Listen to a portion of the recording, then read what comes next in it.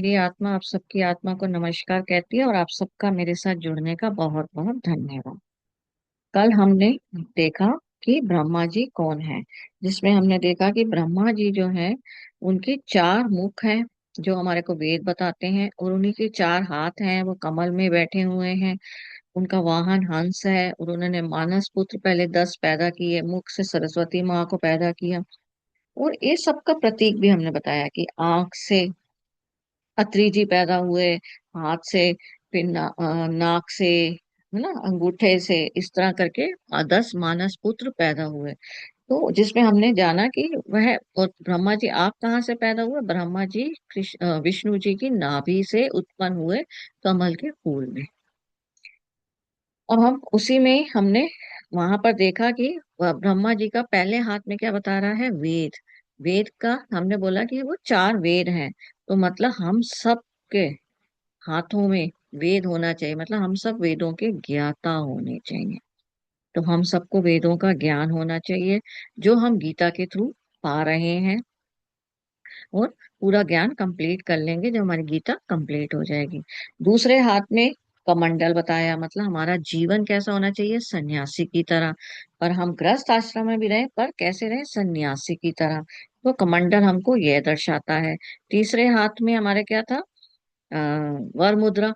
ना, वर मुद्रा आपकी क्या है कि वर मुद्रा का मतलब होता है वरदान देने वाली मुद्रा। तो उसको अभय मुद्रा भी कहा जाता है। तो यहाँ पर मैंने ये चित्र दिखाया है, इसमें देखिए तो आपका हाथ क्या है? खुला हुआ है, और हाथ ईश्वर की तरफ है। हथेली मतलब ऊपर की तरफ है। उसको वर मुद्रा कहा जाता है, मतलब ईश्वर हमको भरपूर ज्ञान दीजिए, ईश्वर हमको भरपूर भंडार से भर दीजिए। तो उसको वर मुद्रा बोला जाता है। तो ध्यान करते वक्त हम कई बार हाथ ऊपर करके ध्यान करते हैं ना, ऐसे। तो उसको ये बताया गया, मतलब हथेली हमारी खुली हुई है और ऊपर की तरफ है। और इसी हाथों से हम क्या करते हैं? किसी को आशीर्वाद भी देते हैं। तो हमारा क्या होता है? यही हथेली उस पर्सन के ऊपर होती है।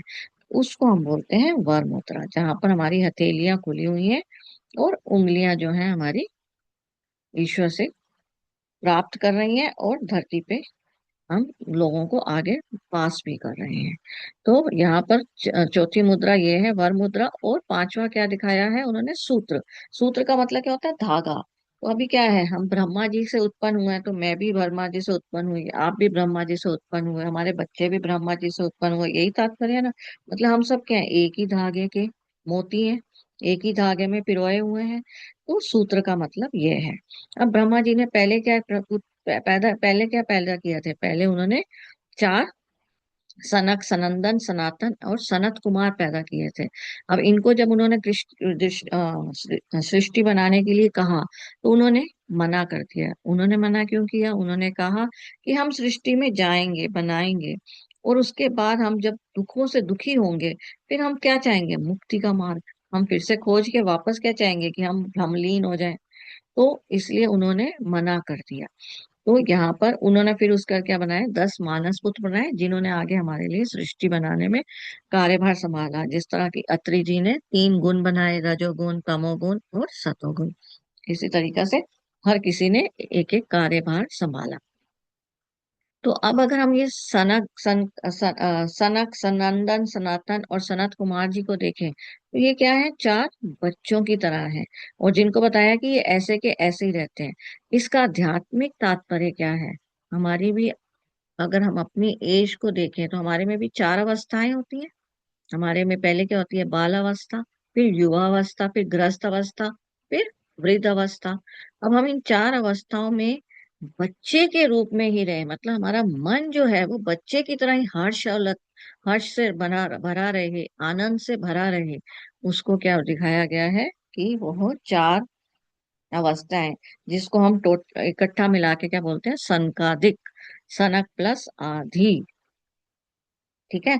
तो हमारे यहाँ क्या होता है कि इसीलिए अगर हम शिव जी का वो सुने, अगर शिव जी की आरती, तो उसमें सनकादिक ब्रह्मादि भूतादिक संगे ओम जय हर हर महादेव। तो यहाँ पर हमारे क्या है? सनकादि, इसलिए उसमें भी उनका नाम आता है। ठीक है। तो यहाँ पर हमको यह दर्शाया गया है। तो अब अगर हम यहाँ पर हमने ब्रह्मा जी को अच्छे से समझ लिया, अब हम समझेंगे विष्णु जी। जब कल हमने समझा था तो विष्णु जी की नाभि से ब्रह्मा जी उत्पन्न हुए, राइट। और विष्णु जी किस में लेटे हुए हैं? शैया में लेटे हुए हैं। और विष्णु जी ही हैं जो बार बार इस जीवन में आते जाते रहते हैं, राइट। अब इसको हम समझेंगे। तो इन इससे हमारा तात्पर्य क्या है? अगर हम इसमें देखें तो इसमें क्या है, यहाँ पर आइज खुली दिखा रहे हैं, पर अदरवाइज जनरल में अगर आप ऐसी तस्वीर देखें ना, उसमें हमेशा दिखाया जाता है बच्चे की आंखें, सॉरी, विष्णु जी की आंखें बंद हैं, तो वह बंद रहती हैं।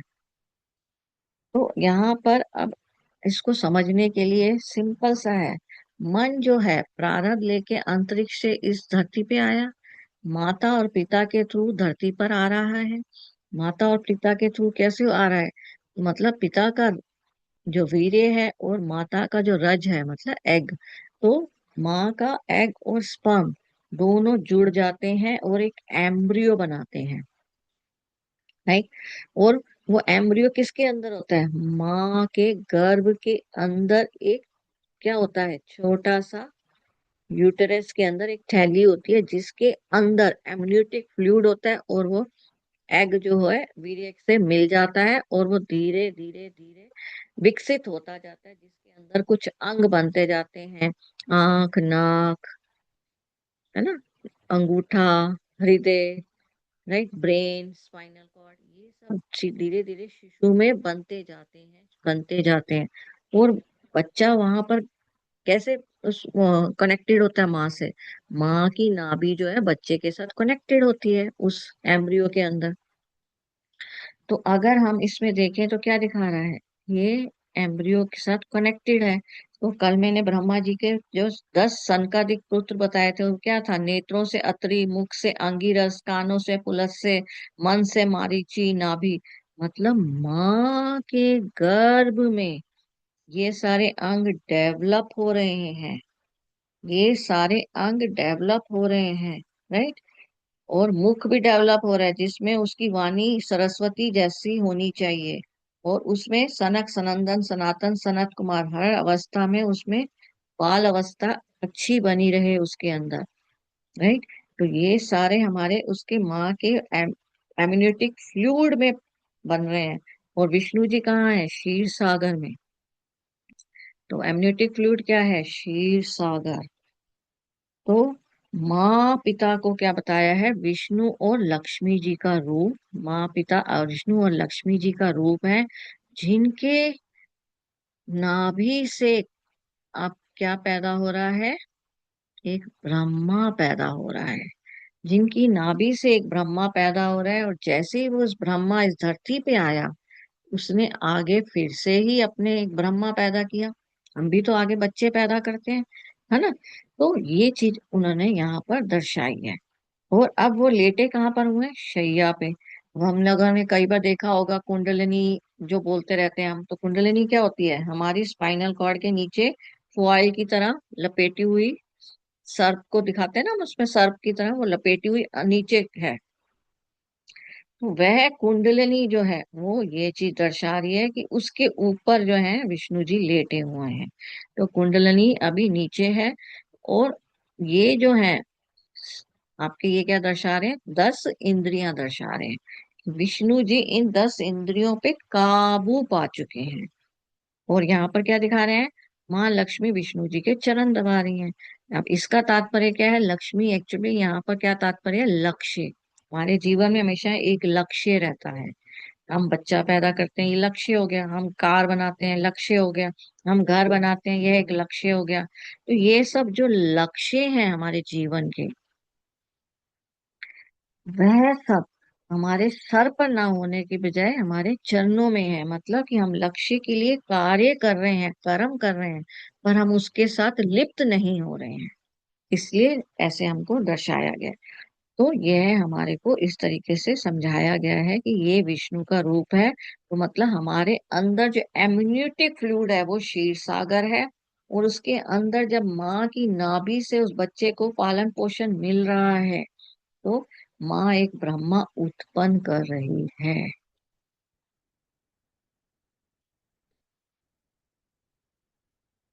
तो इस तरह हमें समझ में आ गया कि हम 10 इंद्रियां, एक मन और पंचभूत के द्वारा हम एक पुरुष पैदा हो रहा है, ठीक है, जो जल में अभी शयन कर रहा है माँ के अंदर, और आइस बंद करके बैठा हुआ है अभी।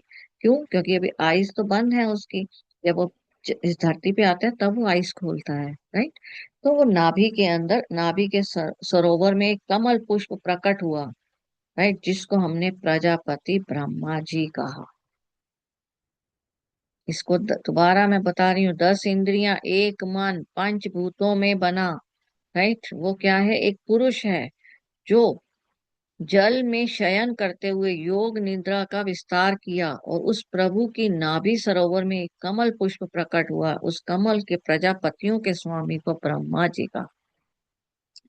तो ब्रह्मा जी, इसलिए ऋषियों ने बोला अहम ब्रह्मास्मि। जब उनको ये लॉजिक समझ में आया, जब ये राज खुला, जब ये रहस्य समझ में आया, तो उन्होंने क्या बोला? अहम ब्रह्मास्मि, मुझ में ही ब्रह्मा है। ठीक है। तो अब इसी तरह इसका मतलब क्या होता है? जब स्पाइन है, इसीलिए उस स्पाइन में क्या बोला जाता है? मूलाधार चक्र, स्वादिष्ठाना चक्र, मणिपुरा चक्र, इसी तरीके से बताया जाता है ना। अब मूलाधार चक्र क्या है? शरीर के सबसे नीचे है। तो वो क्या है? आधारभूत है हमारा। मूल का आधार मतलब हमारे जीवन का आधार। इसलिए मैंने बोला था कि हमारा कारण शरीर, हमारा मन यहाँ रहता है, मैंने बोला था ना पिछले एपिसोड्स में। और यहाँ पर क्या बोला जाता है? गणेश जी का वास है। क्यों? क्योंकि यहीं से आपका स्टार्ट हो रहा है।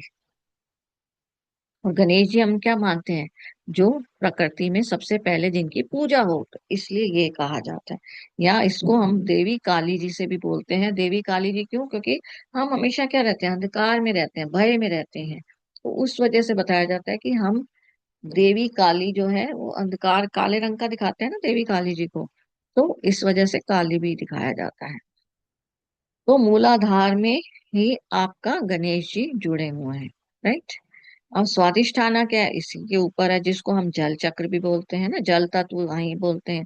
यहाँ पर विष्णु और माता लक्ष्मी जी का वास है, बोला जाता है हमको।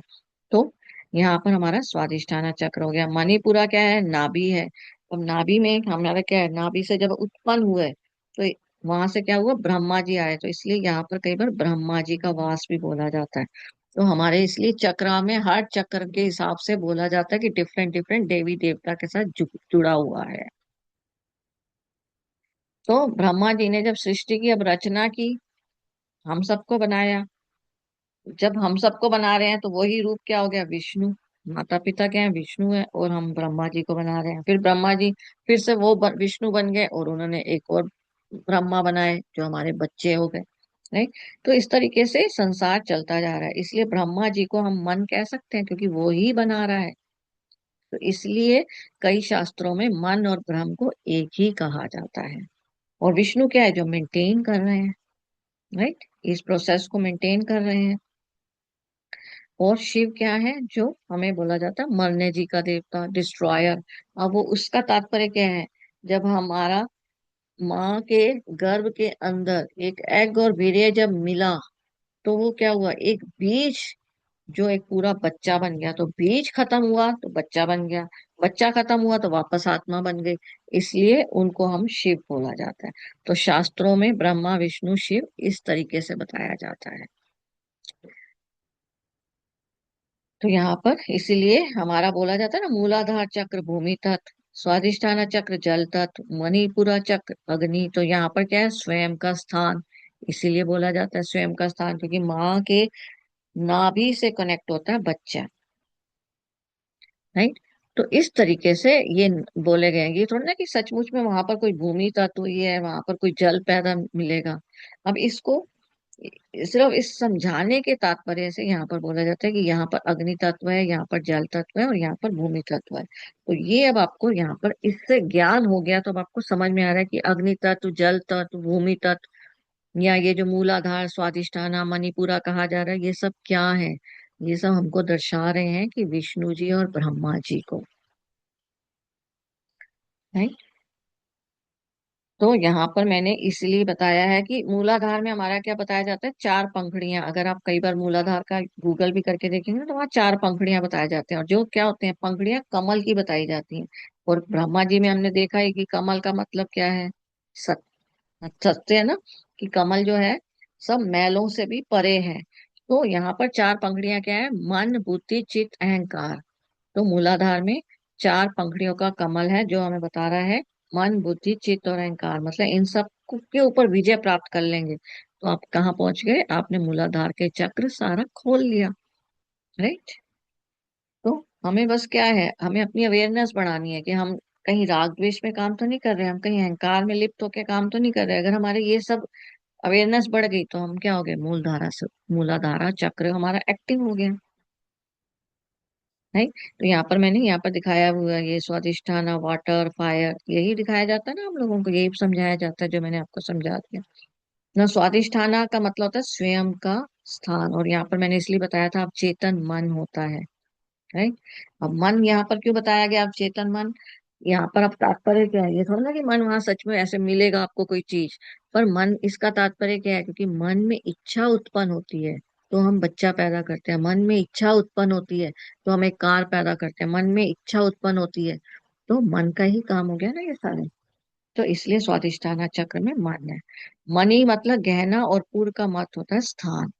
तो मणिपुरा का ये अर्थ है। तो मणिपुरा चक्र पे अगर आपका, आपके ये दोनों चक्र खुल गए और आप मणिपुरा पे आ जाते हैं तो आपको आत्मविश्वास आनंद भरोसा ये ऑटोमेटिकली डेवलप हो जाता है। तो इस चक्र में हमेशा ब्रह्म का स्थान कहा जाता है और कई जगह पे लक्ष्मी जी का भी स्थान कहा जाता है। ठीक है। तो ये मैंने पिछली एपिसोड में 35 एपिसोड में बताया था, इसलिए कि ये जो स्पाइन है ये माँ के गर्भ में डेवलप हुई पहले। राइट। और माँ के गर्भ में ये जो स्पाइन डेवलप हुई, और यहाँ पर अब ये देखिए, यहाँ पर ये क्या दिखा रहा है, ये आपको लगता नहीं है ऐसे जैसे ये हाथी के कान है, और ये जो है ये क्या है, सूंड है, टेल बोन। तो इसलिए इसको गणेश जी का चित्र बताया जाता है, गणेश जी हैं। राइट। और हर एक यहाँ पर क्या है, हर एक फीलिंग है। अब चेक कर रहे हैं यहाँ पर एक एक फीलिंग है। तो इसके लिए आप उस 33 कोटि देवी देवता वाली वीडियो देख सकते हैं जिसमें मैंने इसको एक्सप्लेन किया हुआ है। तो ये सब रिलेटेड है, इससे समझ में आ रहा है। तो आज हमने समझा कि यहाँ पर आपका क्या है, ब्रह्मा जी का स्थान, यहाँ पर नारायण न, लक्ष्मी जी का स्थान, और यहाँ पर क्या है, गणेश जी का स्थान।